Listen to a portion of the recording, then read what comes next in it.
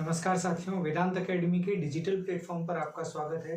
हम लोग forest mains के लिए फॉरेस्ट्री स्टार्ट कर रहे हैं आज। और फॉरेस्ट मेंस में फॉरेस्ट्री के 4 यूनिट रखे गए हैं जो सबके लिए बड़ी प्रॉब्लम का इशू बने हुए हैं अभी भी।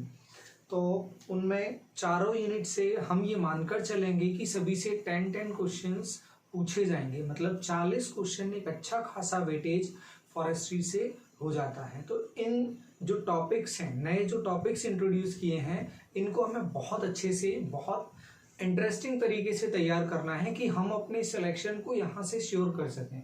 अब ये तो थोड़ा सा क्लियर हो रहा है कि जो हमारा सिलेक्शन होना ना होना है, काफ़ी सारी चीज़ें फॉरेस्ट्री पर डिपेंड करेंगी कि हमने फॉरेस्ट्री कितना अच्छे से तैयार किया है, हमें इंटरेस्ट कितना आया है सब्जेक्ट में। यूँ तो काफ़ी बोरिंग सब्जेक्ट है क्योंकि आज की जो हमारी लाइफ है वो मोबाइल और शहरों तक सीमित हो जाती है, मार्केट तक सीमित हो जाती है। फॉरेस्ट से हम बहुत दूर चले गए हैं। कहीं कहीं पर काफ़ी सारे लोग एग्रीकल्चर से जुड़े होंगे, लेकिन फिर भी फॉरेस्ट्री की जो चीज़ें हैं वो नहीं है। अब ज़्यादातर चीज़ें जो हम फॉरेस्ट्री में पढ़ेंगे वो फॉरेस्ट मैनेजमेंट से रिलेटेड होंगी, फॉरेस्ट के रिप्रोडक्शन से रिलेटेड होंगी, रीजनरेशन से रिलेटेड होंगी। तो वो हमें नहीं देखने को मिलता ज़्यादा। कृषि बिल्कुल उसके पास में है, इसीलिए कृषि और वानिकी दोनों अलग अलग विषय हैं। काफ़ी सारी चीज़ें उसमें मिलती जुलती हैं, लेकिन फिर भी दोनों को अलग विषय के तौर पर पढ़ा जाता है। तो फॉरेस्ट्री हम स्टार्ट करेंगे। हमारे जो फर्स्ट यूनिट है उसका सबसे पहला टॉपिक है वनों का इतिहास। तो भारत में वनों का इतिहास क्या रहा है, फिर उसके बाद हम चलेंगे वानिकी पर, धीरे धीरे बढ़ेंगे हम आगे चलकर वानिकी पर कि वनों से वानिकी पर हम कैसे पहुंचे। तो स्टार्ट करते हैं हम। अगर हम देखें, हमारे पास जो सबसे पहले जानकारी है मनुष्य के इतिहास की भी अगर हमें जानकारी है, क्योंकि अभी हमें किसकी जानकारी की सबसे ज्यादा जरूरत हुई, हमें जरूरत हुई ह्यूमन बींग्स की, मनुष्य के इतिहास की। तो मनुष्य का इतिहास हमने कहाँ से देखा? हड़प्पा से देखा। तो हम फॉरेस्ट भी कहाँ से देखेंगे? हड़प्पा से देखेंगे। अगर यूं देखने की बात की जाए, फॉरेस्ट के जो साक्ष्य हैं लगभग 4000 मिलियन ईयर्स पुराने हैं। इतना पुराना इतिहास है वनों का इस पृथ्वी पर।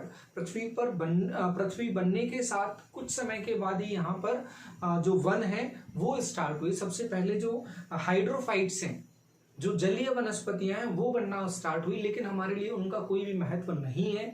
हमें जो संगठित वन है वो कहाँ से देखने को मिलते हैं? तो हड़प्पा में हम बात करें, जो हड़प्पा कालीन समय था, हड़प्पा कालीन समय में जो हमें साक्ष्य मिले हैं, उस समय पर लोग धर्म में बहुत ज़्यादा भरोसा रखते थे, विश्वास रखते थे, पूजा अर्चना काफ़ी कुछ करते थे।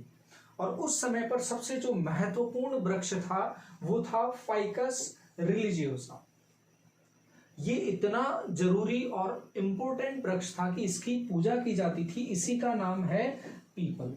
जिन लोगों का हिस्ट्री बहुत अच्छा होगा उन्हें पता होगा कि जो हड़प्पा कालीन वृक्ष है उनमें पीपल एक महत्वपूर्ण वृक्ष हुआ करता था।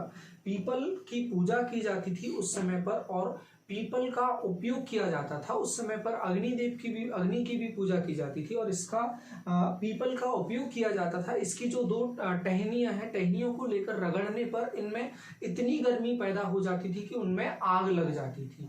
तो अग्नि उत्पन्न करने के लिए भी उस समय पर पीपल का उपयोग किया जाता था, पूजा की जाती थी इसकी। दूसरा इसका जो यूज था, इसकी छाल जो होती थी, टेनिन जो होती थी, उस टेनिन का यूज किया जाता था लेदर ट्रीटमेंट में। इसकी जो लेदर टेनिन होती थी, टेनिन का उपयोग किया जाता था, छाल का उपयोग किया जाता था लेदर में। साथ में इसमें जो यूज थे, मेडिसिनल यूजेस भी इनके बने हुए थे, इसलिए जो पीपल था वो अति महत्वपूर्ण वृक्ष में आता था। और दूसरे कौन से वृक्ष होते थे? दूसरा रोजवुड। रोजवुड ये गुलाब वाला रोजवुड नहीं है, ध्यान रखेंगे अभी से। रोजवुड का रोजवुड है शीशम वृक्ष। शीशम को अगर हल्की सी छाल हटाकर छोड़ दिया जाएगा तो वो रोज जैसा, गुलाबी जैसा हो जाता है। गांव में जो लड़के होंगे उनको बहुत अच्छे से याद होगा कि वो जो पान वगैरह खाने के लिए अगर ऑप्शन देखा जाए गांव में तो कौन सा मिलता है? शीशम की छाल को लेकर गुटखा के साथ वो लोग खा लेते हैं, तो वो कलर पूरा रेड हो जाता है। तो ये रोजवुड मतलब शीशम हम लेकर चलेंगे। बेर का सेड्रस देवदार, देवदार का अपन नाम याद रखेंगे, ये बॉटनिकल नेम हम अच्छे से याद रखेंगे, सेड्रस देवदार। दूसरा फाइकस रिलीजियोसा। तो धार्मिक महत्व यहाँ पर काफी ज्यादा रहा वनों का, बहुत ज्यादा वनों पर निर्भरता नहीं थी, क्योंकि इस समय पर कृषि के भी साक्ष्य हमें देखने को मिले। तो फॉरेस्ट, इससे ज्यादा जानकारी हमें हड़प्पा काल में नहीं मिलती। हालांकि जो फल हैं उनके लिए वृक्ष हुआ करते थे, और लकड़ी के लिए, क्योंकि ये जलाकर अपने भोजन को पकाया करते थे, तो लकड़ी भी हमें, फ्यूल वुड भी हमें चाहिए होगा, जलाओ लकड़ी भी हमें चाहिए होगी। तो जो उत्पाद वनों पर निर्भरता थी, फ्रूट के लिए और लकड़ी इनके घर वगैरह बनाने के लिए, फ्यूल के लिए लकड़ी, और फ्रूट्स वगैरह के लिए, सभी के लिए लकड़ी पर निर्भर थे। तो इतनी ही जानकारी हमें हड़प्पा कालीन समय पर मिलती है, क्योंकि हमारे पास कोई लिखित साक्ष्य बहुत ज्यादा नहीं है। अब हम चलेंगे लिखित साक्ष्य की तरफ, हम लगातार आगे बढ़ेंगे। अब हम रामायण काल में चलें, उसके बाद जो वैदिक समय है, वैदिक और उत्तर वैदिक में चलते हैं हम। रामायण काल में भी हमें वनों का विशेष उल्लेख मिलता है। 14 वर्ष के लिए जब रामचंद्र जी घर से निकले, तो वो जो 14 वर्ष था, क्या बोला गया, कहाँ जा रहे हैं वो, वनवास जा रहे हैं। वनवास मतलब वन में निवास करने के लिए वो जा रहे हैं। तो वो उस वनवास में मध्य प्रदेश से क्या क्वेश्चन पूछा जा सकता है, तो मध्य प्रदेश से क्वेश्चन पूछा जा सकता है, रामवन कहाँ पर है, जो कि रामचंद्र जी से या रामायण काल से संबंधित स्थान है। तो रामवन कहाँ पर होगा, रामवन है मध्य प्रदेश के सतना जिले में, जहां पर चित्रकूट है, जहां पर चित्रकूट है। जी हाँ, वही चित्रकूट जो रामचंद्र जी से संबंधित है, जिसमें लाइन चलता है, चित्रकूट के धाम पर भई संतन की भीड़, तुलसीदास चंदन घिसे तिलक करें रघुबीर। तो रघुबीर श्री रामचंद्र जी को बोला गया है। तो जो सतना चित्रकूट स्थल है वो मध्य प्रदेश में रामचंद्र जी से संबंधित स्थल है। आगे हम चलें पंचवटी। अब पंचवटी का जो उल्लेख है वो भारत में अनेक स्थान पर मिलता है। सबसे अहम पंचवटी का जो उल्लेख है, जो रामायण कालीन समय से अगर हम लगाएं उसको, तो वो हमें देखने को मिलता है महाराष्ट्र में गोदावरी नदी के तट पर, जहां पर रामचंद्र जी अपने भाई लक्ष्मण और सीता जी के साथ रहते थे कुटिया बनाकर, और वो जो स्थान था उसे बोला जाता था पंचवटी।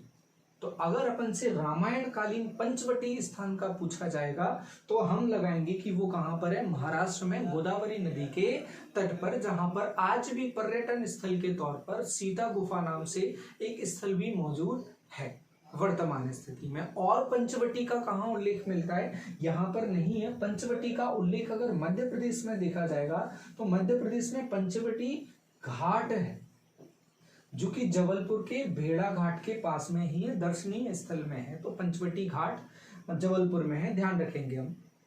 फिर उसके बाद पंचवटी और स्थान अगर सुनने को मिलता है, तो जो पंचवटी स्थान है वो रिलेटेड है रामकृष्ण परमहंस जी से। जो उनकी तपोस्थली थी वो थी रामचंद्र जी की कोलकाता के पास में पंचवटी नाम से। अगर दिल्ली की हम बात करें, 7 लोक कल्याण मार्ग जो है वो है PM house, PM working place, पूरा जो प्रधानमंत्री निवास है उसको पंचवटी भी कहा जाता है। ज्यादातर जो बोला जाता है चलन में जो नाम है वो है 7 लोक कल्याण मार्ग, 7वां बंगला है लोक कल्याण मार्ग पर, तो वो प्रधानमंत्री से जुड़ा हुआ है। तो ये अतिरिक्त जानकारी थी जो पंचवटी से जोड़कर हम देखेंगे। याद रहेगा, रामायण काल में मध्य प्रदेश का स्थल अगर पूछा जाएगा तो हम बताएंगे रामवन स्थान जिला सतना। बाकी और भी स्थान है, लेकिन वनों से जो रिलेटेड होगा वो रहेगा रामवन सतना। बढ़ेंगे हम आगे। रामायण काल के बाद हम चलें महाभारत काल। महाभारत काल में एक खास प्लेस हमें सुनने को मिलता है खांडव प्रस्थ, और वर्तमान में बड़ा चर्चित और बहुत बड़ा स्थान है। लगभग हर भारतवासी, एक बच्चा इससे वाकिफ है और इससे जुड़ा हुआ भी है, प्रत्यक्ष और अप्रत्यक्ष रूप से। अब हम चलते हैं महाभारत में ये खांडव प्रस्थ है कहाँ। ये जो खांडव प्रस्थ है ये क्षेत्र है यमुना के पास वाला एरिया। महाभारत का मतलब है श्री कृष्ण, और श्री कृष्ण का मतलब है मथुरा, और मथुरा वृंदावन, और उसका मतलब है यमुना। जमुना जी में वो खेलते थे, बॉल गिर जाती थी उनकी, तो उनका संबंध किससे आता है, यमुना से आता है। और महाभारत का जो स्थल माना जाएगा, जहां पर मैदान में, जिस मैदान में युद्ध हुआ था, वो मैदान भी कहां पर आते हैं, हरियाणा में आते हैं। तो जो खांडव प्रस्थ स्थान है, अगर हमसे सीधा पूछा जाता है महाभारत कालीन खांडव जो स्थान है वो कहां पर है, तो हम बोलेंगे यमुना के किनारे वाला जो स्थान था उसे खांडव कहा जाता था। लेकिन महाभारत युद्ध होने से पहले कौरवों और पांडवों में विवाद हुआ। ये कहानी सुन लो आप, थोड़ी सी इंटरेस्टिंग है, मजेदार है खांडव की पूरी कहानी। और किसी बड़े शहर के बनने की कहानी, उसके वर्तमान नाम तक आने की कहानी। तो उनमें विवाद होने के बाद उनको अपना घर छोड़ना पड़ा। कौरवों ने कहा कि आपको अपना घर छोड़ना पड़ेगा, तो पांडवों ने अपना घर छोड़ा और घर छोड़कर वो वनों की तरफ प्रस्थान किए, जैसे रामचंद्र जी प्रस्थान किए थे। अब वहां से वो प्रस्थान करके कहाँ पहुंचे, यमुना के किनारे वो बैठे थे, कृष्ण जी के साथ अर्जुन बैठे थे।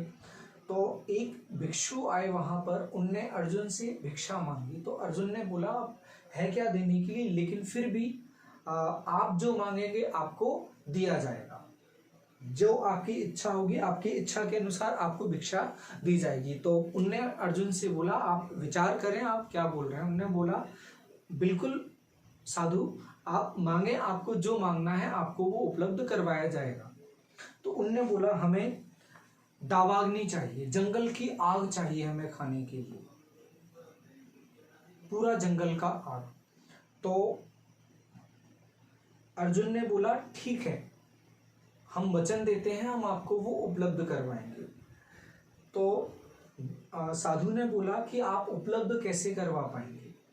उसमें एक समस्या है, समस्या ये है कि अग्नि अगर चाहिए मुझे, अगर अग्नि चाहिए तो मैं जंगल से आग लगाकर मैं इसे पूरा खा सकता हूं, लेकिन एक समस्या है कि इसमें इंद्र बाधा पैदा करते हैं। इंद्रदेव पानी बरसाकर इस आग को बुझा देते हैं। अर्जुन ने पूछा ऐसा क्यों, तो उनने बोला कि यहाँ पर एक सर्प है, तक्षक नाम के एक सर्प है, उनकी वजह से इंद्र उनको बचाने के लिए इसको बुझा देते हैं।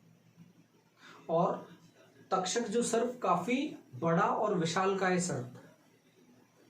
तो अर्जुन ने कृष्ण से बोला कि आप इसमें मदद करें। उनने इंद्र से जाकर बोला कि वो जो तक्षक सर्प है वो सेफ रहेगा, आप चिंता ना करें। तो इंद्र को उनने कन्विंस कर लिया कुछ देर के लिए। लेकिन आग जब लगाना स्टार्ट किया, साधु के लिए जंगल जब जलाना स्टार्ट किया, तो वो उस जंगल की आग लगभग 15 दिन तक चली। और उस जंगल में जो छोटे बड़े जीव थे, छोटे बड़े जीव, लगभग सभी जीव समाप्त हो गए। 15 दिन की आग, जो यमुना के आसपास का क्षेत्र जिसे हम पठार देखते हैं आज, वो पूरा साफ हो गया। वो पूरा साफ हुआ तो वहां पर आग जैसे ही तक्षक के पास में पहुंची, उसके घर के पास पहुंची आग, तो वहां पर अर्जुन ने देखा कि जो तक्षक का गुफा है वहां से एक दानव बाहर निकलकर आ रहा है। तो अर्जुन को शायद ऐसा लगा कि ये जो दानव है, मैं दानव नाम से ये दानव है, इसने जो तक्षक है उसको खा लिया है, सर्प को। तो वो उसको मारने के लिए जाते हैं, तो वो शरण में आते हैं श्री कृष्ण की, बोलते हैं मुझे बचाओ, मैंने सर्प को नहीं खाया है। तो कृष्ण उसको बचाते हैं। और पहले था कि कृष्ण भी उसको मारना चाहते हैं, लेकिन जानकारी दी मैंने नहीं खाया तो उसको छोड़ दिया। और 15 दिन की आग के बाद वहां से लगभग 6 जीव जो थे वो बचे थे, जिसमें 4 पक्षी, 1 सर्प और 1 दानव था। इसके बाद वो नदी किनारे बैठे हुए थे और जो पूरा स्थल था वो पूरा खंडर में कन्वर्ट हो गया था। वहां पर एक जो किला था वो खंडर सा किला था, उसकी वजह से उसको क्या बोलते थे, खांडव बोला जाता था। स्थान को बोला जाता था, रहने के स्थान को बोला जाता था प्रस्थ, रहने का स्थान। तो वो खांडव प्रस्थ था, किला था, खंडर था पूरा। तो फिर वो विचार कर रहे थे कि इसको रहने वाले स्थान में, महल में कैसे कन्वर्ट किया जाए। ये भी सुनी हुई कहानी है। तो उसको महल में कन्वर्ट करने के लिए दानव ने बोला कि मैं इसमें आपकी हेल्प कर सकता हूं, बशर्ते कि ये किसी को बताया नहीं जाएगा कि ये बनाया किसने है, मैं इसको बहुत सुंदर बना दूंगा। तो वहां डील हुई, ठीक है बनाओ आप। उनने उसे बहुत सुंदर, बहुत अच्छा स्थान दानव ने उसको बना दिया, और वो स्थान इतना सुंदर हो गया क्योंकि उस समय पर जो सबसे अच्छा स्थान था, सुंदर स्थान रहने वाला, तो वो एक ही था, इंद्रलोक। जो आप सीरियल्स वगैरह में देखते हैं, महफिल बनी रहती है, तमाम सारी चीजें, सब व्यवस्थाएं, अस्तबल वगैरह सबके लिए अलग अलग व्यवस्थाएं, तो वो कहानी कहाँ थी? इंद्रलोक में थी। लेकिन यहाँ पर इतना भव्य बना दिया इसको कि वो स्वर्ग के बाद अगर अच्छा स्थान कोई था तो वो था खांडवप्रस्थ। और वो ऐसा हो गया था कि धरती पर स्वर्ग के समान हो गया था। और स्वर्ग किसका स्थान है? इंद्र का। अगर स्वर्ग इंद्र का स्थान है तो यहां भी इंद्र का स्थान बन गया था, रहने का स्थान। तो इसे क्या बोला जाने लगा धरती पे? इंद्रप्रस्थ। और यही इंद्रप्रस्थ आगे चलकर क्या कहलाया? दिल्ली का कहलाया। जो वर्तमान दिल्ली है वही इंद्रप्रस्थ, यमुना के किनारे।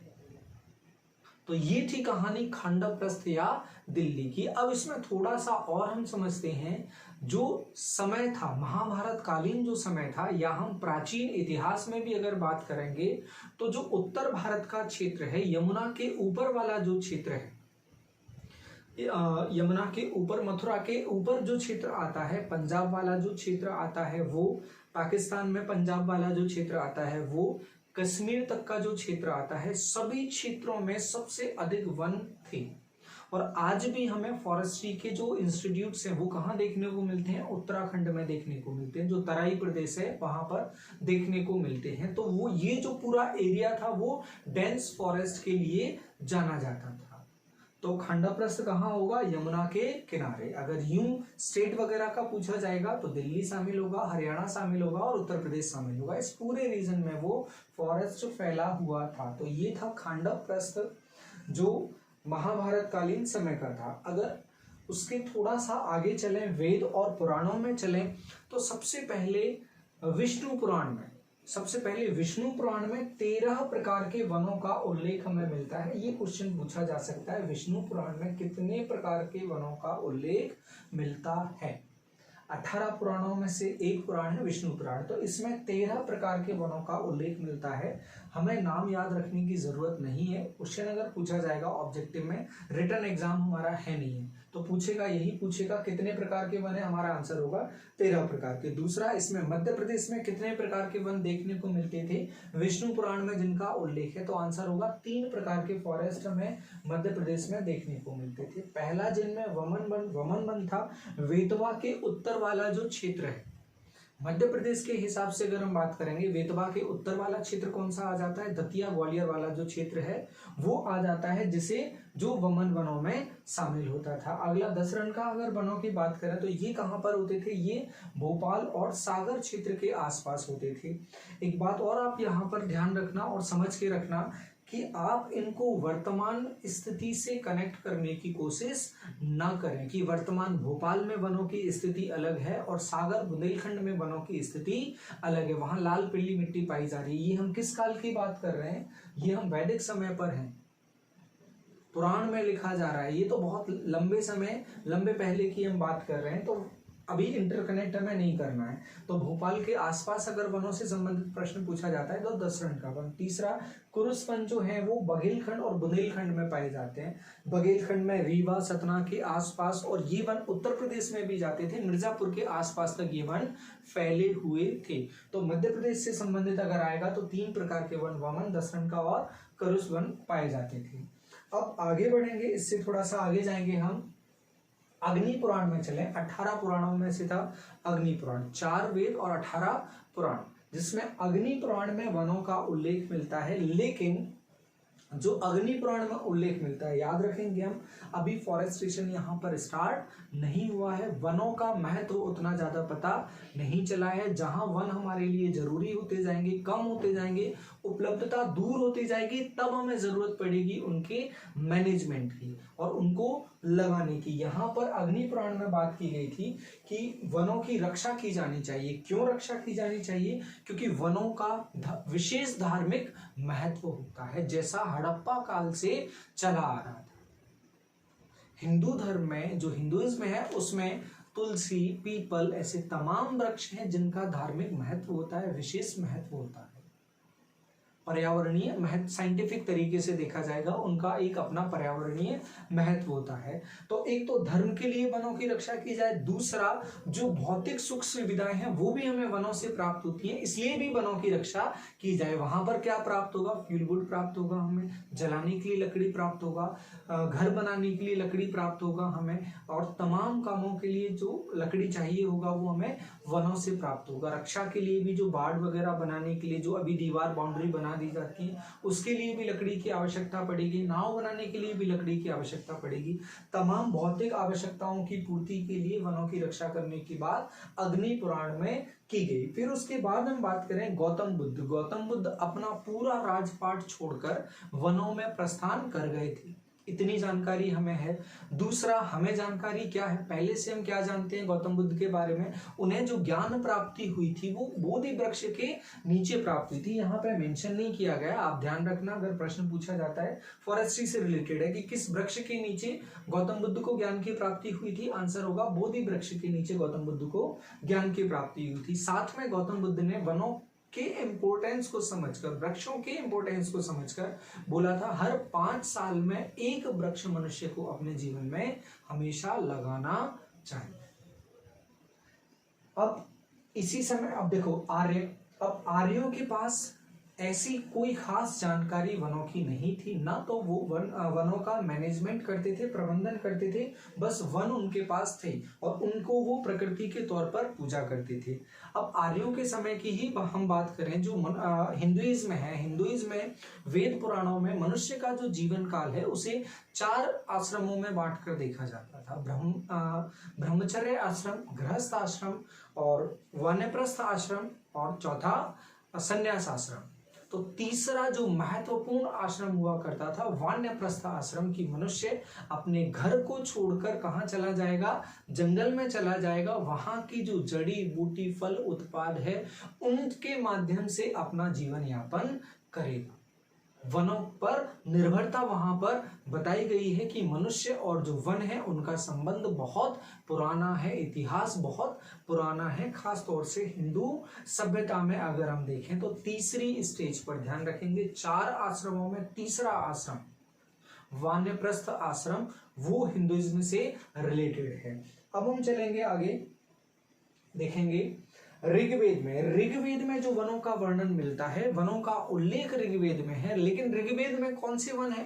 पंचनद प्रकार के वनों का, पंचनद नाम से वनों का उल्लेख है। तो ये पहला डॉक्यूमेंटेड फॉरेस्ट की अगर बात की जाएगी कि कहीं पर लिखित कहाँ मिला है, तो ऋग्वेद में मिला है लिखित, और किस नाम से? पंचनद नाम से। अब ये पंचनद कौन सा क्षेत्र हो जाएगा? ये पंजाब वाला क्षेत्र हो जाएगा, जो 5 नदियों वाला क्षेत्र है। तो पंजाब के आसपास जो एरिया है, अभी हमने खांडवप्रस्थ की भी बात की थी, खांडवप्रस्थ से ऊपर उत्तरांचल, हिमाचल, जम्मू कश्मीर, पंजाब, ये जो पूरा क्षेत्र में जो वन पाए जाते थे उनको कौन से वन नाम दिया गया? पंचनद नाम दिया गया। ये ध्यान रखेंगे, याद रखेंगे हम कि ऋग्वेद में कौन से वनों की बात की गई थी? पंचनद वनों की बात की गई थी। हाँ, यहाँ पर आपको और समझा दिया जाए कि स्पीड का अगर किसी को भी लगता है कि सर स्पीड आपके बोलने का स्लो है, तो स्पीड सभी को लेकर पढ़ाया जा रहा है, किसी एक को लेकर पर्सनलाइज करके नहीं पढ़ाया जा रहा है। तो आपके पास ऑप्शन है कि आप स्पीड को अप कर सकते हैं, 1.5 या 2 टाइम्स भी कर सकते हैं, ये ऑप्शन आपके पास है, आप कर सकते हैं। वापस जुड़ते हैं ऋग्वेद में पंचनद। फिर उसके बाद वनों को अगर वेदों में देखा जाए 3 तरह के वनों की बात की जाती थी, महावन, श्रीवन और तपोवन। ये वनों का उल्लेख मिलता है, यहाँ से टाइप्स मिलना स्टार्ट हुए थे।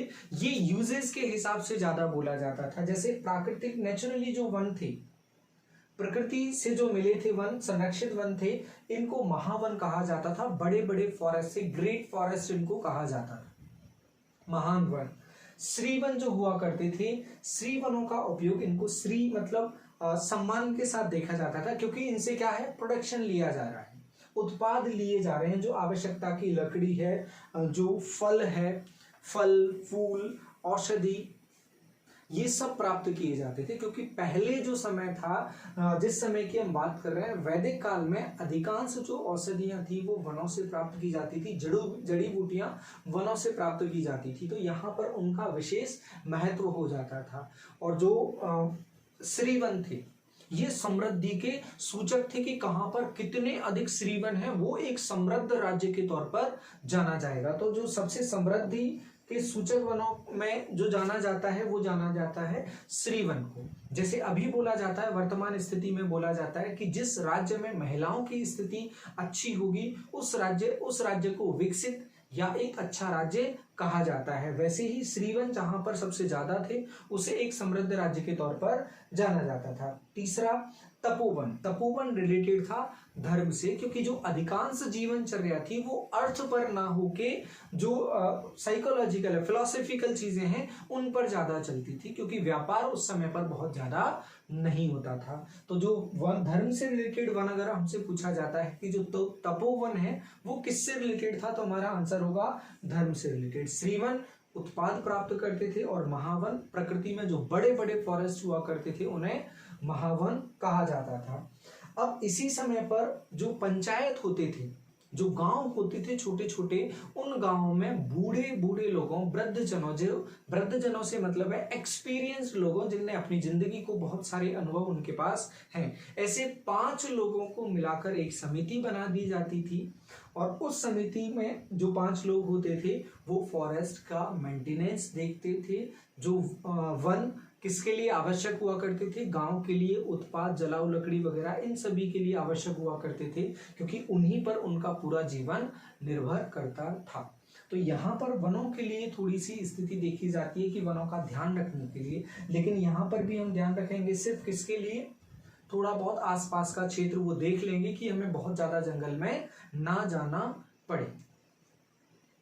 अब आगे बढ़ेंगे, हम देखेंगे बराह मिहिर ने भी वनों का उल्लेख किया, लेकिन बराह मिहिर ने सिर्फ क्या बताया, जो वाटर टैंक है, जो पानी के स्रोत हैं, उसके आसपास वनों की स्थिति को के बारे में बताया कि इन दोनों में एक खास संबंध होता है। कहीं पर वाटर सोर्स होगा, पानी का स्रोत होगा, चाहे वो नदी हो, तालाब हो, कुएं हो, बावड़ी हो, कुछ भी हो, अगर ये कहीं पर है तो इसके आसपास जो प्राकृतिक वन है वो पाए जाने की संभावना या पाया जाना बहुत ही स्वाभाविक है या प्राकृतिक है। तो वनों बराह मिहिर ने किसके बारे में जानकारी दी, बराह मिहिर ने जानकारी दी वाटर टैंक और पेड़ों के संबंध के बारे में जानकारी दी, किस प्रकार के उत्पाद वहां पर मिलते हैं। अब बात आती है सबसे पहले डिपार्टमेंट के तौर पर, एक विभाग के तौर पर वनों को कहां देखा गया। तो सबसे पहले आगे चलकर बिंबिसार के समय पर लगभग बुद्ध के पैरेलल, बुद्ध ने भी वनों की बात की थी, महावीर स्वामी भी जंगल में गए थे, रामचंद्र जी और महाभारत काल में भी सभी जगह पर फॉरेस्ट देखने को मिला। तो बिंबिसार जो बुद्ध के समकालीन थे उनने फॉरेस्ट डिपार्टमेंट की बात की। जो मगध साम्राज्य था उस समय का, तात्कालीन मगध साम्राज्य जो उत्तर भारत में लगभग फैला हुआ था, मगध साम्राज्य 16 महाजनपदों में से एक, तो वहां पर 8 प्रकार के वन पूरे मगध साम्राज्य में, और अभी भी हम डिस्कस कर चुके हैं जो मुख्य वन थे वो तब भी उत्तर क्षेत्र में ही थे जो मगध का हिस्सा थे। सबसे ज्यादा फॉरेस्ट वहीं पर थे, नीचे साउथ इंडिया में बहुत ज्यादा नहीं आए थे। और आर्यों से संबंधित क्वेश्चन आएगा तो हमें बहुत क्लियर होगा कि आर्य किस में ज्यादा भरोसा करते थे, पूजा वगैरह में ज्यादा भरोसा करते थे। अब देखें, बिंबिसार ने 543 बीसी में 8 प्रकार के वनों का उल्लेख किया। सबसे पहले फॉरेस्ट डिपार्टमेंट बनाया और 8 प्रकार के वनों का उल्लेख किया। ध्यान रखेंगे डिपार्टमेंट का, और सबसे पहले अगर लिखित साक्ष्य हैं तो वो कहां पर मिले, हमें ऋग्वेद में मिले। लेक्चर खत्म होने से पहले जल्दी से हम रिवाइज कर लेंगे। अभी बढ़ते हैं हम आगे। जो अर्थशास्त्र कौटिल्य का अर्थशास्त्र चंद्रगुप्त मौर्य के समय पर, इस अर्थशास्त्र ने कौटिल्य ने जो प्रशासन है, शासन है, सत्ता करने का बहुत सारा उल्लेख किया, लेकिन इसके साथ में वनों के महत्व को समझते हुए उनने वनों के डिपार्टमेंट के साथ में उसका एक हेड भी नियुक्त किया और उसको डिवाइड भी किया, बांटा भी वनों को। जो हेड था वनों का उसे नाम दिया कुप्याध्यक्ष, कुप्याध्यक्ष, जिसको वन कहा जाता था। हाँ, एक चीज और हम भूल गए, जो ऋग्वैदिक काल है उसमें अरण्य शब्द का उल्लेख मिलता है। अरण्य जो शब्द है, अरण्य जो शब्द है, अरण्य शब्द का मतलब होता है वन, याद रखेंगे। और ये क्वेश्चन पूछा जा सकता है कि जो ऋग्वैदिक काल है वहां पर अरण्य शब्द किसके लिए उपयोग किया जाता था? वनों के लिए। या इसको उल्टा करके अगर पूछेंगे तो बड़ा अच्छा सवाल बन जाएगा, वन के लिए किस शब्द का उपयोग किया जाता था? अरण्य के लिए। और अगर अरण्य बोला जाता है तो वो वन से संबंधित या वन के अंदर या वन में, अरण्य वन में या वन से संबंधित, इन शब्द को अपन अच्छे से ध्यान रखेंगे। अब वापस आते हैं अपन कौटिल्य के 4 प्रकार के वनों में। कौटिल्य ने 4 प्रकार के वनों की बात की थी। रिजर्व फॉरेस्ट, जो राजा या महल के लिए रिजर्व रखे जाते थे, जिसमें पूरी तरह से जो पूरा मैनेजमेंट था वो राजा के पास रहता था, यूज करने के लिए भी राजा के पास रहता था। पब्लिक फॉरेस्ट हुआ करते थे, तो उनसे जो भी रेवेन्यू वगैरह मिलेगा या पब्लिक उनमें इंटरफियर कर सकती है, चराना, जाना, घूमना, करना, ये सब कहानी पब्लिक के लिए छोड़ दिया जाता था फॉरेस्ट, उसे पब्लिक फॉरेस्ट कहा जाता था। फिर था डोनेटेड फॉरेस्ट। ये डोनेटेड फॉरेस्ट का हम ध्यान रखेंगे। ये जो डोनेटेड फॉरेस्ट था, यहाँ पर भी धर्म से रिलेटेड जो चीजें हैं वो चली आ रही थी। तो जो ब्राह्मण थे, ब्राह्मण, ये जो फॉरेस्ट थे ये ब्राह्मण्स के लिए रिजर्व रखे गए थे और लगभग 1/18 हिस्सा, 1/18 हिस्सा ये डोनेट कर दिया जाता था फॉरेस्ट का। किसके लिए? ब्राह्मण्स के लिए, धर्म के लिए दे दिया जाता था। फिर उसके बाद बचता है स्टेट फॉरेस्ट, राज्य के वन। जो राज्य के वन है उससे मतलब है कि जो रेवेन्यू प्राप्त होगा लकड़ी बेचकर, कोयला बेचकर, फल फूल जो भी जंगलों में हो रहा है वो बेचकर, औषधि वगैरह बेचकर, तो वो किसके काम आएगा? वो स्टेट के मैनेजमेंट के काम आएगा, वनों के काम आएगा। और ये पूरा देखता कौन था? कुप्याध्यक्ष। अब यहां से जो रूल्स हैं वो बनना स्टार्ट हो गए थे। अब हम देखें गुप्त काल में रूल्स बनना बहुत ज्यादा स्टार्ट हो गए थे। किसके समय पर? चंद्रगुप्त के समय कौटिल्य ने बहुत सारे नियमावली वगैरह बना दिए थे। गुप्त काल में वनों का पतन का भी उल्लेख मिलता है कि यहाँ से डिफॉरेस्टेशन स्टार्ट हो गया था। और हम देखें तो गुप्त काल में ही लगभग 18 प्रकार के कानून बनाए गए थे, जिसमें हाथी की हत्या को लेकर भी कानून था और वहां पर हाथी को लेकर मृत्यु दंड तक की व्यवस्था की गई थी। क्योंकि हाथी को, आपको ये ध्यान होगा, अगर हम चंद्रगुप्त मौर्य की बात कर रहे हैं तो हमें सेल्यूकस निकेटर की भी बात करनी पड़ेगी कि जो सेल्यूकस निकेटर समुद्रगुप्त था, सॉरी, ये अपना सेल्यूकस निकेटर, उसका सेनापति, पोरस वगैरह का सेनापति, नाम याद नहीं आ रहा है मैं एग्जैक्ट, तो जो सेल्यूकस निकेटर था उसकी सेना से लड़ने के लिए जो चंद्रगुप्त मौर्य की सेना थी या भारत से जो सेना होती थी उनमें सबसे ज्यादा कौन होता था? हाथी होता था। तो हाथी को कंजर्व किया, संरक्षण प्राप्त किया और उसके लिए एक अलग से नियम बनाया गया। तो वो जो नियम था वो रिलेटेड किससे था? वो रिलेटेड था वो सेना में भर्ती होने की वजह से। फिर हम आगे देखेंगे तो इन 18 नियमों में हमें ध्यान रखना है हाथी के संरक्षण की। अगर यहाँ पर बात की जाएगी तो सबसे पहले बात की जाएगी किसमें? गुप्त काल में। और अगर मॉडर्न एज में हम इंडिया में देखेंगे तो जो प्रोजेक्ट हाथी वाला जो प्रोजेक्ट है गजेरा, 1992 प्रोजेक्ट गजेरा।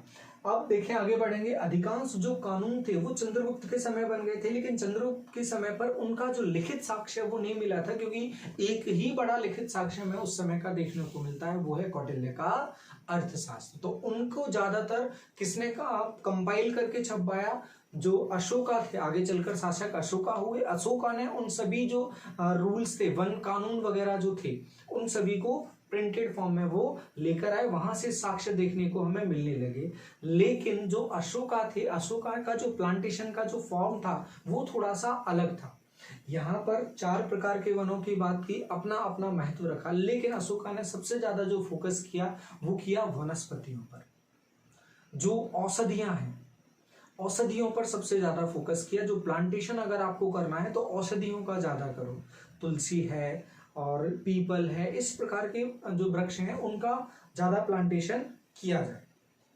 तो ये थी हमारी कहानी, कहाँ तक, अशोका तक आने पर। आगे हम चलकर देखेंगे कि जो डिग्रेडेशन है, पतन है, वो स्टार्ट होगा और धीरे धीरे चलकर हम पहुंचेंगे टीपू सुल्तान, जिनने सबसे पहले फॉरेस्टेशन का काम स्टार्ट करवाया था। हालांकि वो भी फॉरेस्टेशन अलग कहानी है, और मॉडर्न में इसके बाद सीधे हम लगभग मॉडर्न पर पहुंच जाएंगे। तो 2 लेक्चर मॉडर्न में कम से कम लगेंगे फॉरेस्ट की हिस्ट्री को कवर करने में। तो आज के लिए इतना ही, बहुत बहुत धन्यवाद।